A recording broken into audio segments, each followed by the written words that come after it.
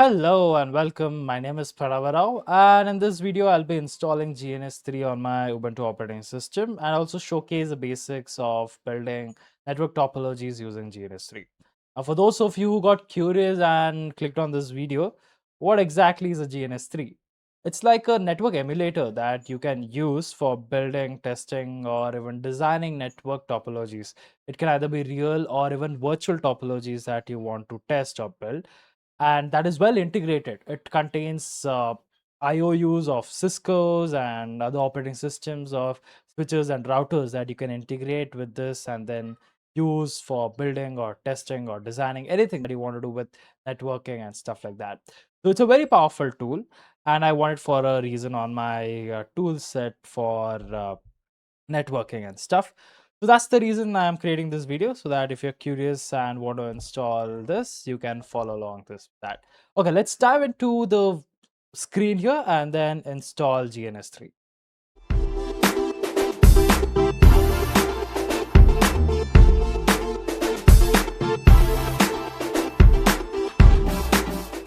Okay, now to install GNS3 on your Ubuntu operating system, you can browse to the gns3.com, which is their official site, and then click on a free download here. That is going to redirect to their downloads page where we have multiple options for different operating systems like Windows, Mac, or Linux. They also give you another option of downloading a virtual machine, which also contains all the packages and everything pre-built and integrated with Cisco stuff and things like that, which in our case we don't want. We just want a plain and simple Linux based GNS3 install. Here we have for multiple flavors of Linux, which is like Ubuntu distribution or Debian based, or even for Arch distributions. In my case, it's specifically for Ubuntu, so I'll be following along and showcasing for installing in Ubuntu alone. What we'll do is we'll copy this command and open our terminal here, and inside this terminal, the first command that I would want is to just do some updates here. So I say sudo apt update, and that is going to ask me for my sudo password. I hope the password is right. Yeah. So it's going to read for any packages that can be upgraded and everything like that. In my case, I do have some packages to upgrade, which I'll do it later. But then what we'll do is we will paste in the command that we just copied from their download site and press it enter. That's going to add the repository details related to GNS3 into our computer here, and that's doing it. Then what we'll do is let's at the same time copy these commands. I'll copy the command to install GNS3. Once this is done, I will run the command sudo apt update, press enter. That's going to refresh all the packages that can be installed, and then paste in the command that we just copied for installing GNS3 and press enter. So that is going to ask me for the prompt of should I continue installing all these packages that is required. So I'll press enter by clicking on Y, and we will wait for GNS3 to be installed here.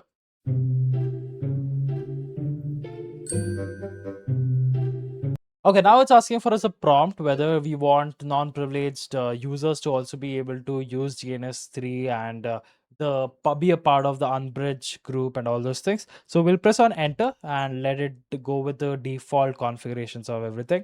Now it asks us if dump cap can be installed in a way that allows members of the Wireshark system group to capture packets. This is recommended over the alternative of running Wireshark.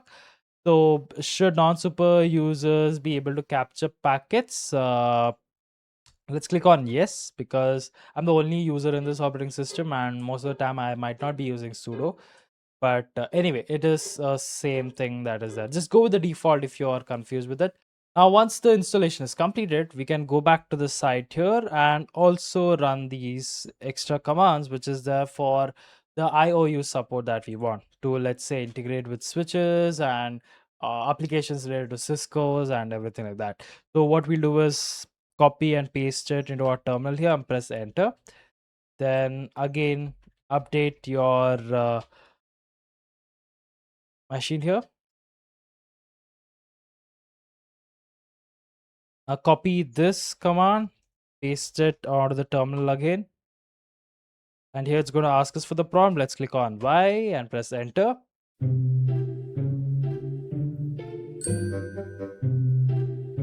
And now that's done. We have installed the IOUs of GNS3. What we'll do is we'll run this with sudo. So I'll say sudo GNS3 on my terminal here and press enter. That's going to start GNS3 as a root user. It says running GNS3 as a root is not recommended and could be dangerous. I'll just click on OK. And I mean, who cares? So right here, it's asking for the setup wizard. What we'll do is there are multiple options that you can follow along for this. Either run application on a virtual machine or it can run on a remote server. In our case, we just want to run this on a local computer. So hence we'll choose that as an option and click on next. And this is asking what is the server configuration path. This is the default path, so I'll not do any changes there and click on next. Then is the connection successful? Then click on next. Then the summary of the setup wizard. So click on finish.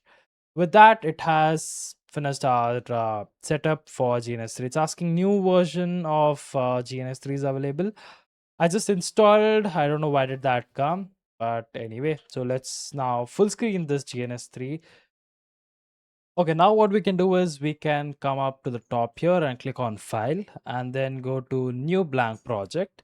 And here let's give it a name. Let's call it as basic of GNS3 and then click on okay here. That's going to create a new project for us to work with. Here, what we can do is we have couple of options missing. Like if you go to routers, you don't see any routers in here. We can import that using templates a little later, or I'll do it on a separate video sometime later. Or for current, for this video alone, what we'll do is we'll go with the basics of everything. I'll just import two PCs here, and then I'll import one switch into the canvas here. And now using the Ethernet kind of symbol which is there, I'll connect the PC to its Ethernet 0 to the switch's Ethernet 0 port there. And then from the switch again to Ethernet 1 port to the PC's Ethernet 0 port. So this kind of creates like a network connection that you would generally do to a switch and your end user PCs that you're plugging in. Something like that itself, we are trying to create and emulate here.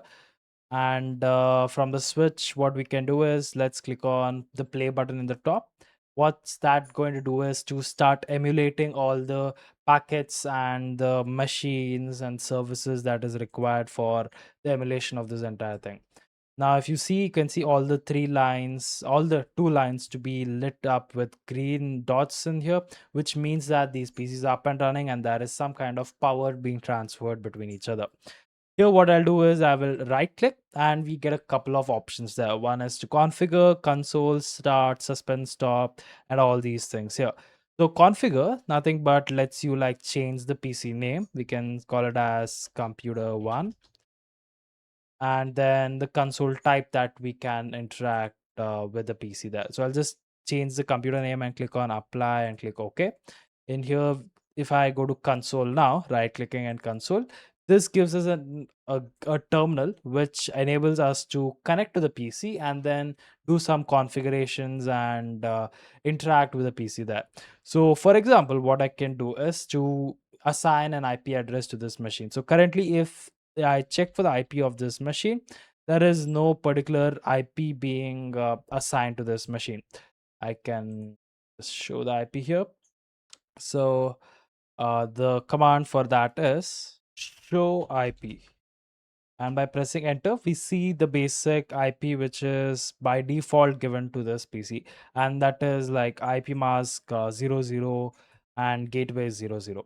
What we can do here is we can assign an IP address. Let me make the console a little smaller so that it's clearly visible in the center of the screen. I can assign an IP address using the IP command and then assigning the IP that I want to give it. I want to give it 192.168.0.1 and the subnet is going to be 255.255.255.0, which is the 24 slash 24 subnet mask. So with that, pressing enter, it's going to check for that IP address if it is existing in the network or not, and then if it is all clear, it's going to assign that IP address. Now, if I enter the command show IP, we can see the IP address that is assigned to this PC here, which is 192.168.0.1 with a 24 IP mask, and also the MAC address of this PC here. Now, what we can do is come to the PC2 and do something similar to it. We can right click on it and then go to console. It's going to open in the same terminal as earlier. In here, we can enter the command show IP again to see what is the IP here. And by default, there is no IP as specifically given to it.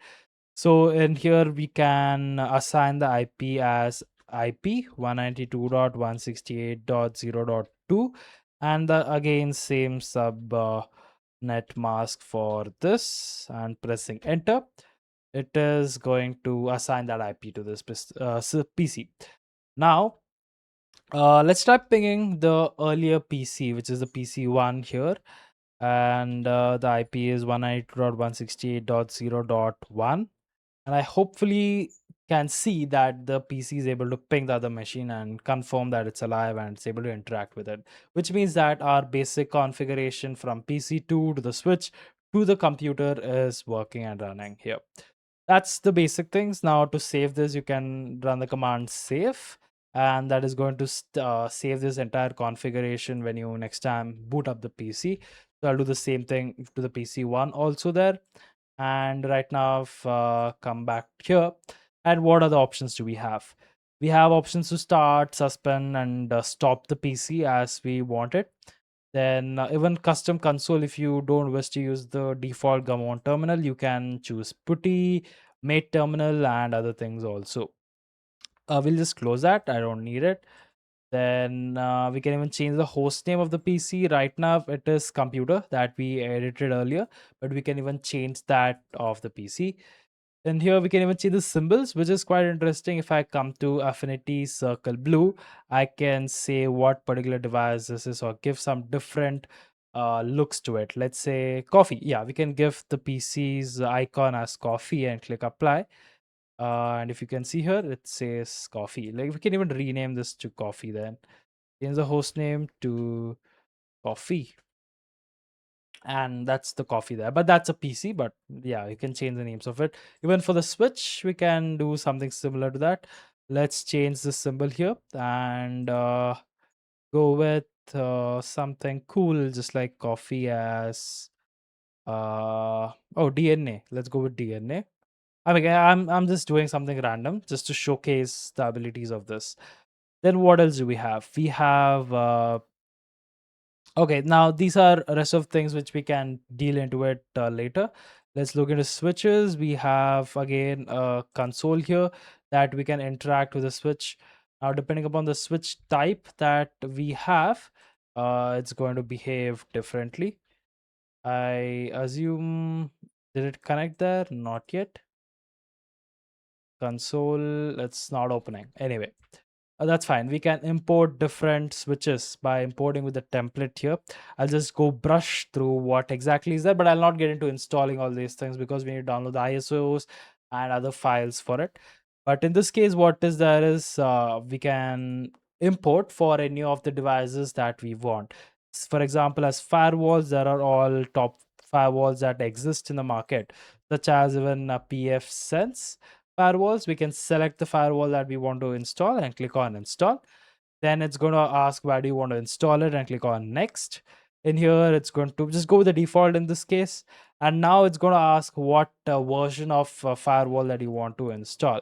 In our case, if we say that we want to install this one and click on download, that's going to download that ISO image from the online vendor, and it's going to install related configurations to be able to boot up into this emulator here.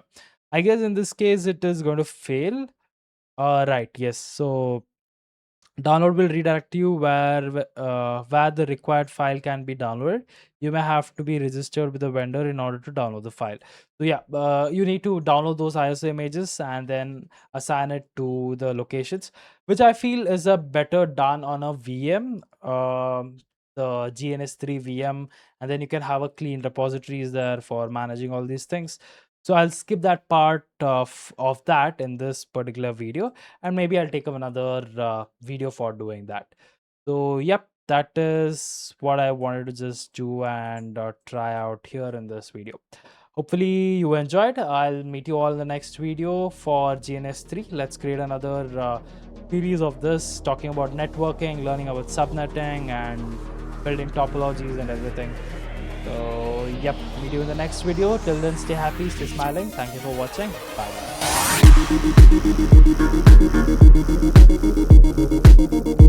bye.